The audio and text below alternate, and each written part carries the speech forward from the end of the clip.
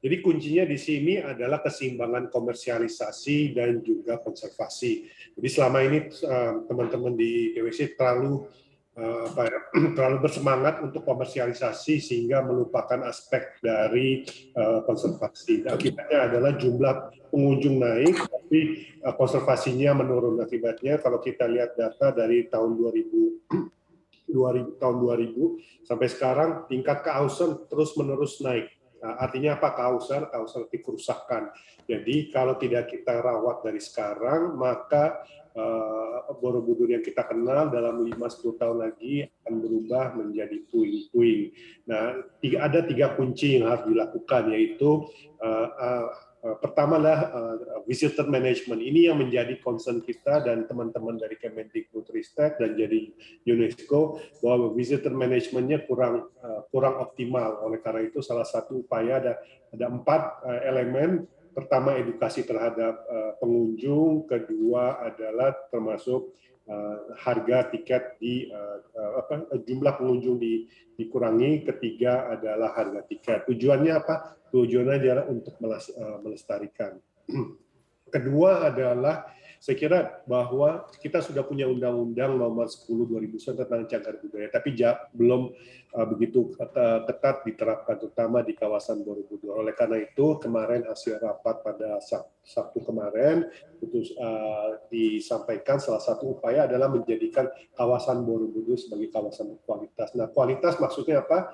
Nah, kalau kita lihat kebijakan Pak Presiden pada periode ini adalah kita perlahan-lahan mulai beralih dari mass tourism ke quality tourism. Apa maksudnya quality tourism? Adalah pertama adalah perlindungan terhadap cagar budaya, masyarakat memperoleh manfaat, dan juga nilai-nilai yang ada di kawasan tetap dipertahankan. Nah, sekarang kita ingin mencoba bagaimana kita melindungi cagar budaya tersebut.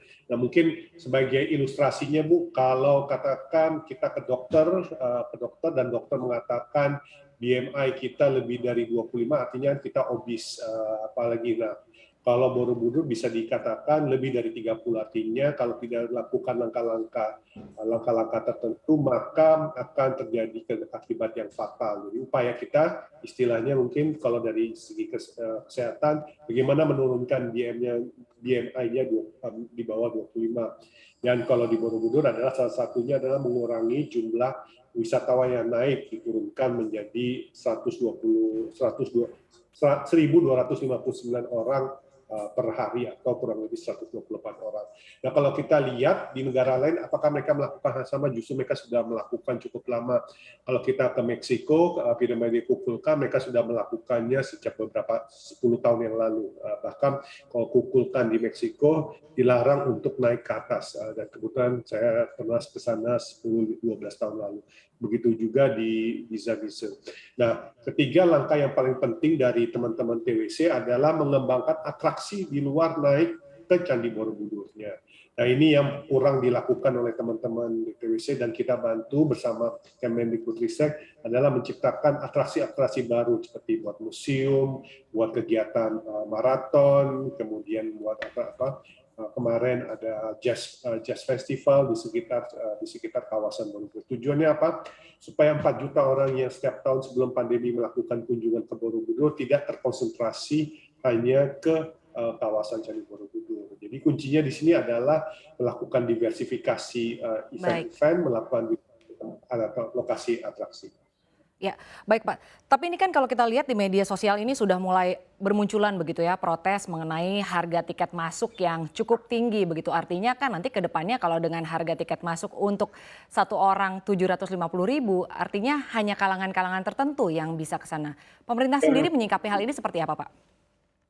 Yang masuknya tetap sama, yang naik harganya. Jadi itu pertama. Kedua, apa yang kita lakukan sekarang bersama teman-teman TWC, Kemendikbudristek, dan Kemenparekraf adalah mengembalikan kawasan Borobudur sebagaimana desain awal tahun 1979. yaitu salah satunya seperti Bukit Dagi yang kalau kita masuk dari Borobudur, gerbang utama itu di sebelah kanan. Nah, selama ini kan Bukit Dagi kurang termanfaatkan dan baik, justru itu dibuat villa-villa. Nah, kedepannya bagi masyarakat yang ingin selfie, mendapat foto yang bagus pada Borobudur, mereka bisa menanjak ke Bukit Dagi. Jadi sekarang yang kita lakukan justru mengembalikan marwah Borobudur sebagaimana didesain tahun 1979. Dan ini rencana kita besar kita bersama-sama dengan semua pemangku kepentingan. Kuncinya adalah komersialisasi ya, tapi sekarang harus lebih banyak konservasi. Konservasi harus menjadi porsi yang besar, paling tidak 50%. Jadi bukan hanya menarik keuntungan, tapi lebih penting lagi menjaga kawasan tersebut, bukan hanya untuk generasi sekarang, tapi juga generasi yang akan datang. Jadi ini kan kita harus tahu, ini kan Borobudur udah lebih dari 1.100 tahun. Kalau bangunan, kalau diinjak-injak terus jutaan orang per hari, per tahun tentu saja akan rusak. Nah, yang kita ingin lakukan adalah bersama-sama dengan TWC dan juga para pemangku kepentingan lainnya menjaga Borobudur ini.